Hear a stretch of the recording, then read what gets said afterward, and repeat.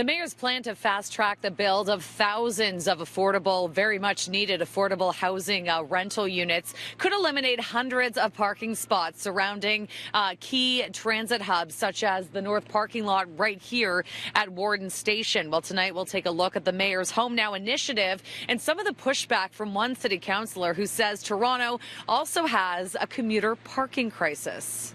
North of one of these sites is 55 vacant acres of city land. I don't know why they wouldn't use that parcel to build affordable housing. Instead, they've picked a commuter parking lot, which is used by approximately 600 people every morning. Councillor James Pasternak is referring to a commuter lot at Wilson subway station. It's one of 11 city-owned sites under 13 addresses that have been pegged for the development of mixed-income housing. 6 of those properties are active parking lots, and 4 of them provide parking for suburban subway riders. Builders who want to build this housing stock, if they're not willing to accommodate the parking lots, then of course we have to look for other sites to build affordable housing. We should be focusing on places for people, not places for parking.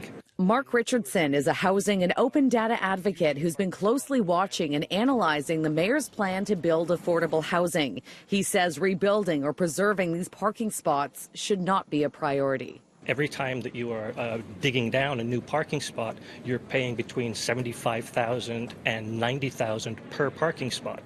So the city recently purchased a parking lot with 125 spots, and it cost them $9 million.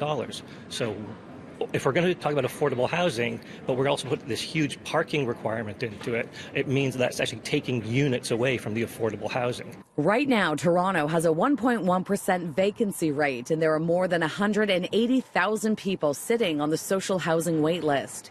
All 11 stations pegged for development are close to subway stations or the new Crosstown LRT. The goal is to build these mixed-income rentals within walking distance of transit. According to city staff, these properties can be home to 10,000 new units.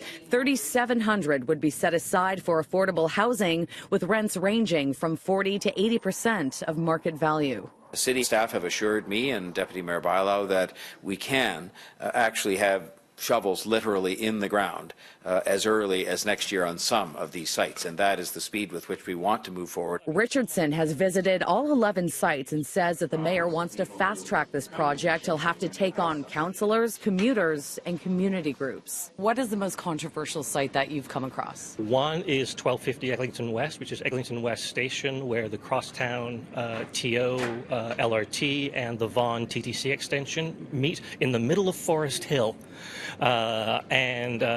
It's on a tight corner. It's just under an acre in size, and it will literally throw a shadow on somebody's backyard swimming pool in Forest Hill on Wembley Road. So we're expecting a lot of pushback from the neighborhood, but you're sitting on top of $9 billion worth of transit infrastructure. I'm sorry, your pool's going to get some shade. After an hours-long debate at Executive Committee today, the mayor's 11-site development plan will now have to be approved by the full city council in order to get shovels in the ground. The long-term plan is to build 40,000 units over the next 12 years.